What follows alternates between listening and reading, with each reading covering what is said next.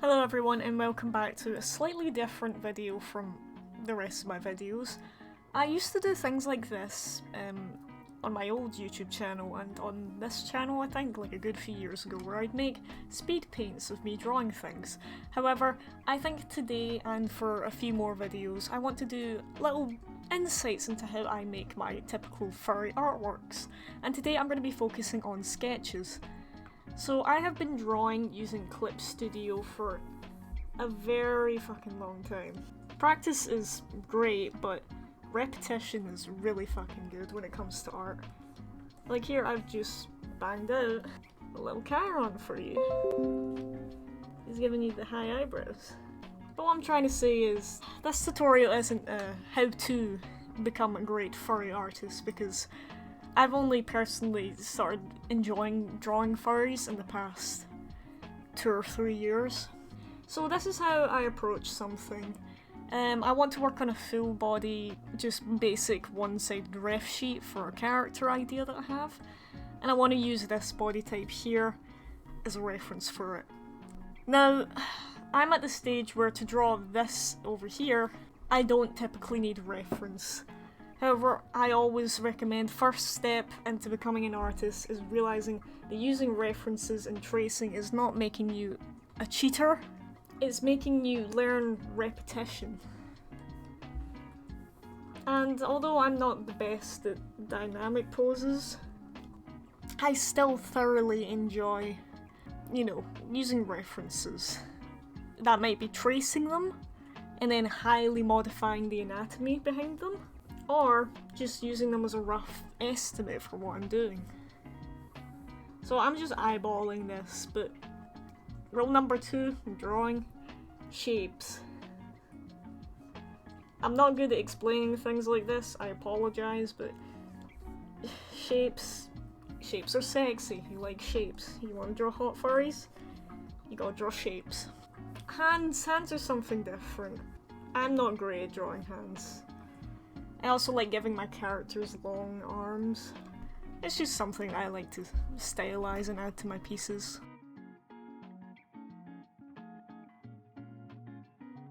So for this piece, this character, I'm not going for the typical furry species.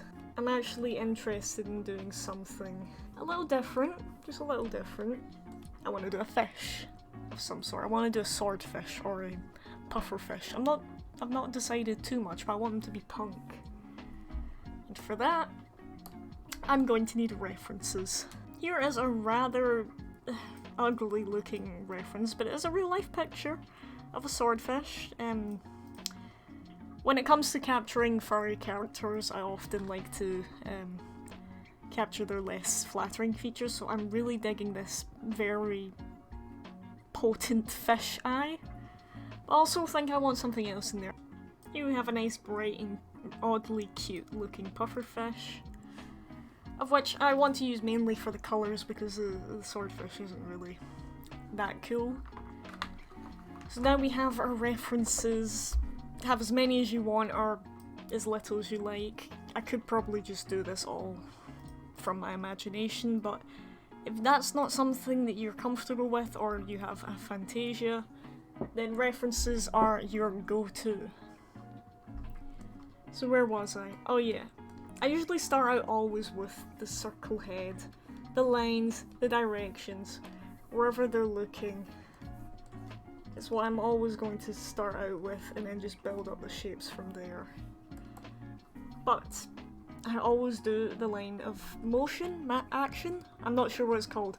The line that basically shows you where they're facing and how that looks. It's smooth, it's silky. So I trace over my artwork here that I did a few months ago. This is what I've used.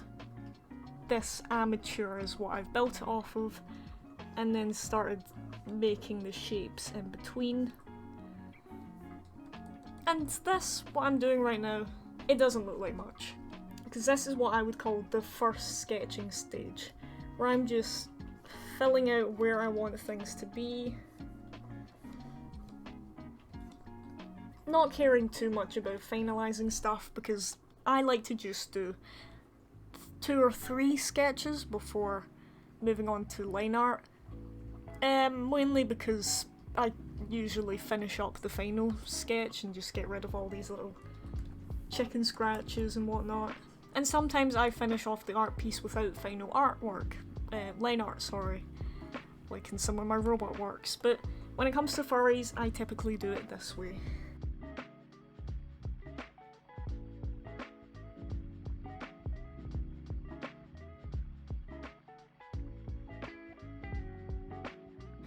Now I'm not really liking this. I think it should go this way. So I'm gonna change that. But nothing is final at this stage for me.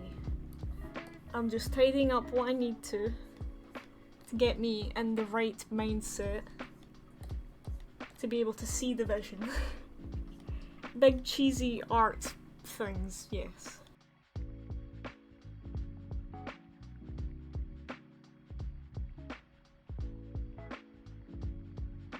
I think I want this guy to have a rather top-heavy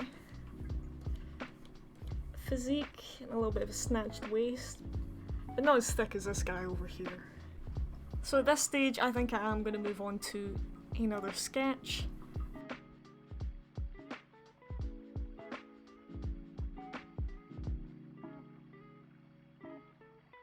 So I just turned the opacity of my original layer down to about 50 or 40%. Then I choose my brush, which is the darker pencil on the pencil tab. I don't have any fancy things installed other than a custom font or two. I literally just use what Clip Studio has to offer. And even then, I don't even use what's on the, you know, the Clip Studio community page. So I just go size that down by 10, 15. I just really start adding in the things that start to bring it together. So I want this guy not have the most muscle definition because he is a fish. But I still want it to be believable. And this is something I just learned from time. If you think it's gonna look good, just do it. Just stick with your gut. Something I also like to live by in the artist world is, if it looks good, then also just roll with it.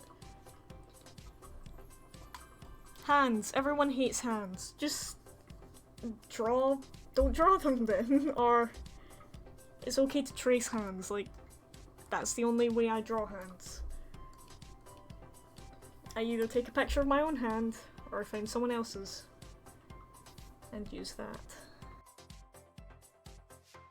Fun fact, I don't like drawing muscular characters. I gravitate towards twinks and robots, of course. But if you're a blooming furry artist, you're gonna get commissioned to do weird shit and you gotta just roll with the punches or decide, yeah, no, fuck that.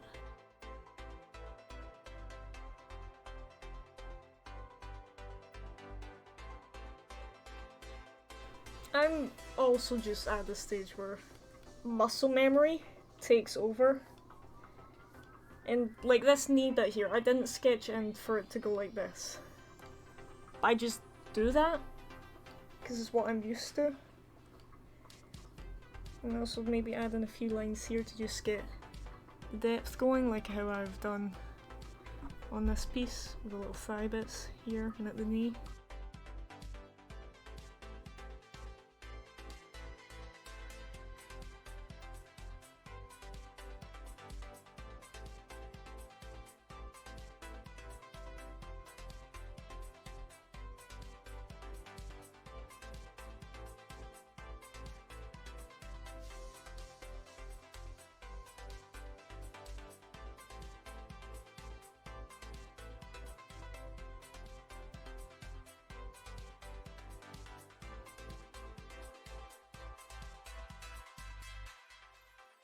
But for me, a lot of it relies on muscle memory.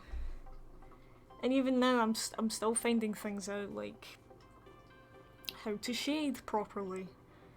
and how to shade in ways that look better. For example, this piece that I did a few weeks ago, which I'm really happy with because it's the first time I've drawn a robot and I've actually been happy with it. The line art from a distance looks fantastic. When you zoom in, it's sketchy as hell and it's blurry. But I just sit back and I'm like, I enjoy this. And something I learned with this piece in particular was shading the highlights in just a lighter colour. Like around this thigh section here, it was initially darker at this bit than it was here. And so I just added in lines across pieces that I was interested in highlighting, even if they were in the shadows. And it doesn't make sense. Art doesn't need to make sense. Let's just look at abstract art, that shit sucks, but it doesn't need to make sense. I'm still learning the different ways to shade fabric. This was an update that I did to it. Not a big fan of how I've done the hat, but the rest of it's fine. And that's something I've just learned. If it makes me happy, and I'm proud of it, then why should it need to be perfect?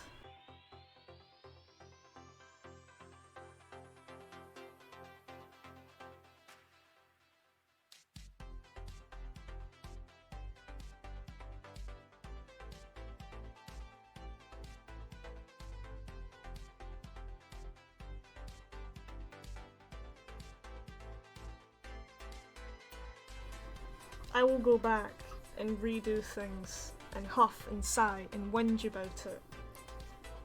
At the end of the day, I'm the one making the art. If I make a mistake, who do I have to blame? Me. I'm liking that a lot more. You know, just if you're not comfortable with drawing something, it is nice to get pushed out of your comfort zone. But just make sure you're ready to be pushed. You know you want to go further. If not, no worries, don't go further. There's a reason why I've only drawn the same human 2 or 3 times. Again, I'm just going to leave the hands because I want to grab a reference picture for that later on. That's another important rule. It's okay to procrastinate drawing the hands. Hands are the creation of Satan himself. But the real gateway to heaven and the soul is the face. The face is what I like to put the most effort into. This guy over here isn't really the best because he's literally just that. Like the lowest quality protogen if it wasn't a protogen. This guy, I really want to bring these reference pictures up for. I want to feel the curves, I want to look at them and I want them to be inspired by. So I'm looking at this guy right now. His head dips a little here. Just ever so slightly. And then it pans out. I want to translate that into the eyebrow. From the head, down to the eyebrow. I've added a little dip.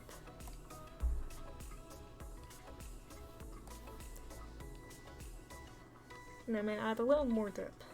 And another one.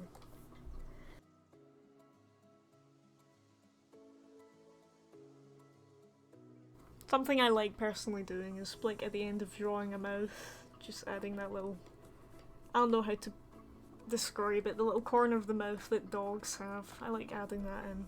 It just gives it a sense of depth in my eyes. Also like adding in the like the brow bone, I suppose you could call it. And if it's got a long snout like this, just a little bit of definition around this part to just show that it's angling downwards. Because this guy has a little bit of a shorter mouth, so I'm just going to take that into account and not go from here.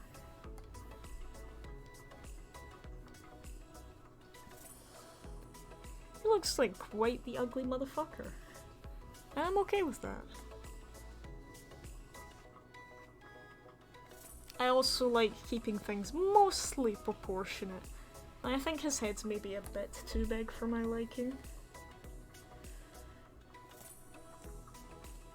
So I'll just size that down. And reconnect it. Now the eyes. When it comes to furries, especially if you're doing this like 3/4 way view like this, there's many places you can put it. For this guy, it's a fish. It's on the side of his head. It's gonna look a bit bulbous. And I'm gonna roll with that. I think I'm gonna give him eye bags as well, because he's meant to be punk. For this guy, I'm also gonna add in like, not an eyelash, but just this definition, where it looks like his eye is sunken a bit into his head, making him look like a bit gaunt in the face. I'm just gonna give him one huge singular dark pupil, a bit like this guy over here. He's a fish. I don't want to give him eyebrows, however I want to add in an eyebrow piercing because I think that's funny. And maybe just go in with the eraser to just sort of add in the definition there so I don't forget about it and I know what it is. And then I start working from this main line where his fin.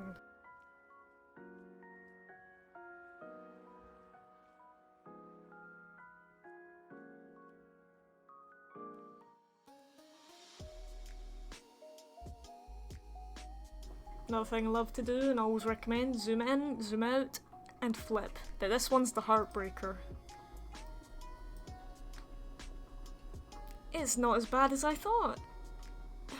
It's gambling, but you're the one who's making the mistakes. I think he needs a jawline.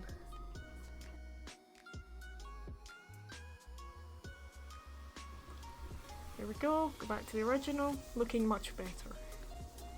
Well, not much better, he's a fucking ugly fish guy, but for now he's looking better. I always start with just the basic humanoid body, and from there we can add in our animal influences. I also like to use a smaller sketch brush and make it go thinner for the head just to capture those details.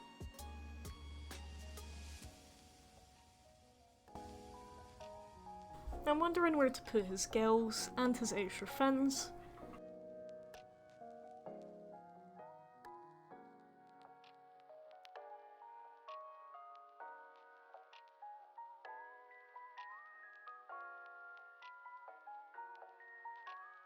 I'm just not drawing the feet today because, again, I'm lazy. I'd probably give him some nasty grippers, flippers. Occasionally, if I want to sketch out details like I have up here on this dorsal head fin, I will do so. Now let's look at this lovely pufferfish down the bottom. He's got some spots, so I might sketch in some just little spots dotted around to just show that I want spots in these places and to come back to them when I'm doing the colour, or if they need line art then I'll give them line art as well. But yeah, that is how I sketch. When it comes to sketching faces, for like headshots and whatnot, I'll typically break it down into a snout first hand, where that snout meets the invisible jaw, and then draw another jawline here. And then the neck really helps get that idea across.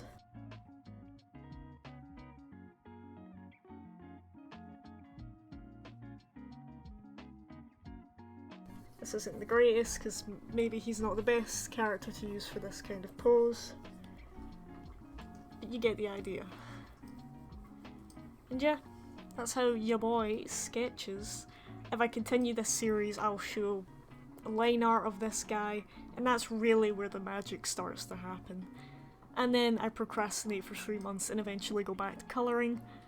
But yeah, I hope this maybe gave someone an insight into how I make art. I'm not even going to touch how I design clothes because drawing clothes is hard. Most of my characters are naked for a reason. And dynamic poses take a lot longer. This is just something that I've whipped out because of muscle memory. But I like how it's turning out and I want to continue it, so hopefully I don't procrastinate too much and I actually finish this video series.